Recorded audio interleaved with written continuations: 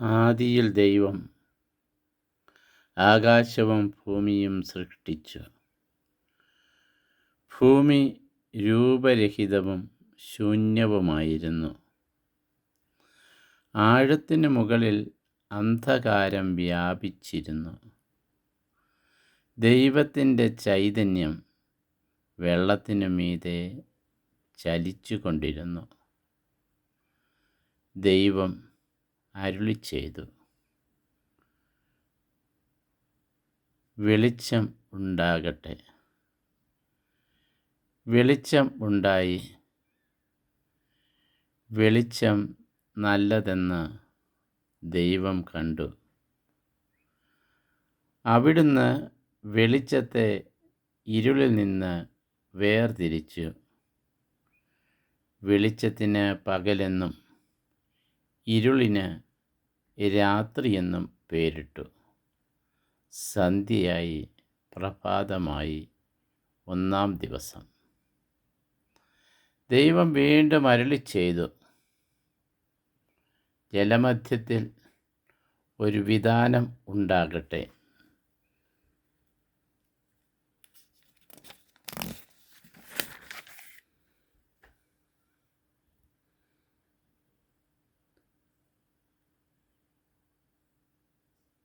അത് ജലത്തെ രണ്ടായി തിരിക്കട്ടെ.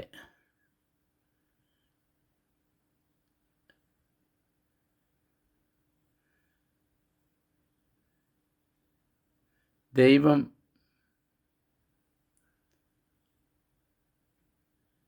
വിതാനമുണ്ടാക്കുകയും അതിന് താഴെയുള്ള ജലത്തെ മുകളിലുള്ള ജലത്തിൽ നിന്ന് വേർതിരിക്കുകയും ചെയ്തു. അപ്രകാരം സംഭവിച്ചു. വിതാനത്തിന് അവിടുന്ന് ആകാശമെന്ന് പേരിട്ടു. സന്ധ്യയായി, പ്രഭാതമായി, രണ്ടാം ദിവസം. ദൈവം വീണ്ടും അരുളിച്ചെയ്തു, ആകാശത്തിന് കീഴിലുള്ള വെള്ളമെല്ലാം ഒരിടത്ത് ഒരുമിച്ച് കൂടട്ടെ. കര പ്രത്യക്ഷപ്പെടട്ടെ. അങ്ങനെ സംഭവിച്ചു. കരയ്ക്ക് ഭൂമിയെന്നും ഒരുമിച്ച് കൂടിയ ജലത്തിന് കടലെന്നും ദൈവം പേരിട്ടു. അത് നല്ലതെന്ന് അവിടുന്ന് കണ്ടു. ദൈവം അരുളിച്ചെയ്തു, ഭൂമി എല്ലാത്തരം ഹരിതസസ്യങ്ങളും ധാന്യച്ചെടികളും വിത്തുൾക്കൊള്ളുന്ന ഫലങ്ങൾ കായ്ക്കുന്ന വൃക്ഷങ്ങളും മുളപ്പിക്കട്ടെ. അങ്ങനെ സംഭവിച്ചു. ഭൂമി എല്ലാത്തരം ഹരിതസസ്യങ്ങളും ധാന്യച്ചെടികളും വിത്തുള്ള ഫലങ്ങളോട് കൂടിയ വൃക്ഷങ്ങളും മുളപ്പിച്ചു. അവ നല്ലതെന്ന് ദൈവം കണ്ടു. സന്ധ്യയായി, പ്രഭാതമായി, മൂന്നാം ദിവസം. ദൈവം വീണ്ടും അരുളിച്ചെയ്തു, രാവും പകലും വേർതിരിക്കാൻ ആകാശവിതാനത്തിൽ പ്രകാശങ്ങളുണ്ടാകട്ടെ. അവ ഋതുക്കളും ദിനങ്ങളും വർഷങ്ങളും കുറിക്കുന്ന അടയാളങ്ങളായിരിക്കട്ടെ. ഭൂമിയിൽ പ്രകാശം ചൊരിയാൻ വേണ്ടി അവ ആകാശവിതാനത്തിൽ ദീപങ്ങളായി നിൽക്കട്ടെ. അങ്ങനെ സംഭവിച്ചു. ദൈവം 2 മഹാദീപങ്ങൾ സൃഷ്ടിച്ചു. പകലിനെ നയിക്കാൻ വലുത്, രാത്രിയെ നയിക്കാൻ ചെറുത്. നക്ഷത്രങ്ങളെയും അവിടുന്ന് സൃഷ്ടിച്ചു.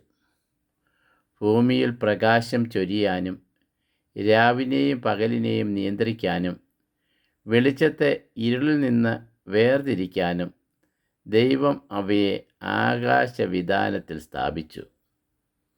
അത് നല്ലതെന്ന് ദൈവം കണ്ടു. സന്ധ്യയായി, പ്രഭാതമായി, 4-ാം ദിവസം. ദൈവം വീണ്ടും അരുളിച്ചെയ്തു, വെള്ളം ജീവജാലങ്ങളെ പുറപ്പെടുവിക്കട്ടെ. പക്ഷികൾ ഭൂമിക്ക് മീതെ ആകാശവിതാനത്തിൽ പറക്കട്ടെ. അങ്ങനെ ദൈവം ഭീമാകാരങ്ങളായ ജലജന്തുക്കളെയും കടലിൽ പറ്റം ചേർന്ന് ചരിക്കുന്ന സകലവിധ ജീവികളെയും എല്ലാത്തരം പക്ഷികളെയും സൃഷ്ടിച്ചു. അവ നല്ലതെന്ന് അവിടുന്ന് കണ്ടു. ദൈവം അവയെ ഇങ്ങനെ അനുഗ്രഹിച്ചു: സമൃദ്ധമായി പെരുകി കടലിൽ നിറയുവിൻ. പക്ഷികൾ ഭൂമിയിൽ പെരുകട്ടെ.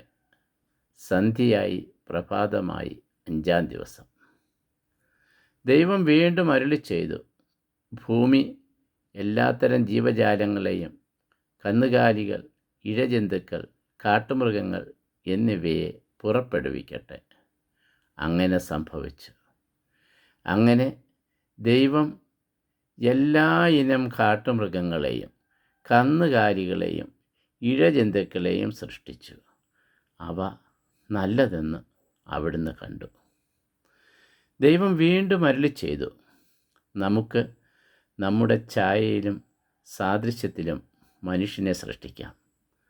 അവർക്ക് കടലിലെ മത്സ്യങ്ങളുടെയും ആകാശത്തിലെ പറവകളുടെയും നാൽക്കാലികളുടെയും ഭൂമി മുഴുവൻ്റെയും ഭൂമിയിൽ ഇഴയുന്ന സർവ്വ ജീവികളുടെയും മേൽ ആധിപത്യമുണ്ടായിരിക്കട്ടെ. അങ്ങനെ ദൈവം തൻ്റെ ഛായയിൽ മനുഷ്യനെ സൃഷ്ടിച്ചു.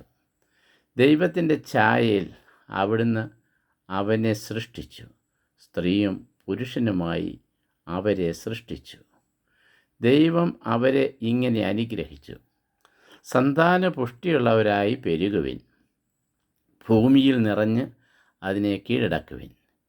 കടലിലെ മത്സ്യങ്ങളുടെയും ആകാശത്തിലെ പറവകളുടെയും ഭൂമിയിൽ ചരിക്കുന്ന സകല ജീവികളുടെയും മേൽ നിങ്ങൾക്ക് ആധിപത്യം ഉണ്ടായിരിക്കട്ടെ. ദൈവം അരുളിച്ചെയ്തു: ഭൂമുഖത്തുള്ള ധാന്യം വിളയുന്ന എല്ലാ ചെടികളും, വിത്തുൾക്കൊള്ളുന്ന പഴങ്ങൾ കായ്ക്കുന്ന എല്ലാ വൃക്ഷങ്ങളും ഞാൻ നിങ്ങൾക്ക് ഭക്ഷണത്തിനായി തരുന്നു. ഭൂമിയിലെ മൃഗങ്ങൾക്കും ആകാശത്തിലെ എല്ലാ പറവകൾക്കും ഇഴജന്തുക്കൾക്കും ജീവശ്വാസമുള്ള സകലതിനും ആഹാരമായി ഹരിതസസ്യങ്ങൾ ഞാൻ നൽകിയിരിക്കുന്നു. അങ്ങനെ സംഭവിച്ചു. താൻ സൃഷ്ടിച്ചതെല്ലാം വളരെ നന്നായിരിക്കുന്നുവെന്ന് ദൈവം കണ്ടു. സന്ധ്യയായി, പ്രഭാതമായി, 6-ാം ദിവസം. അങ്ങനെ ആകാശവും ഭൂമിയും അവയിലുള്ള സമസ്തവും പൂർണ്ണമായി. ദൈവം തൻ്റെ ജോലി 7-ാം ദിവസം പൂർത്തിയാക്കി. താൻ തുടങ്ങിയ പ്രവൃത്തിയിൽ നിന്ന് വിരമിച്ച് 7-ാം ദിവസം അവിടുന്ന് വിശ്രമിച്ചു. സൃഷ്ടികർമ്മം പൂർത്തിയാക്കി തൻ്റെ പ്രവൃത്തികളിൽ നിന്ന് വിരമിച്ച് വിശ്രമിച്ച 7-ാം ദിവസത്തെ ദൈവം അനുഗ്രഹിച്ച് വിശുദ്ധമാക്കി.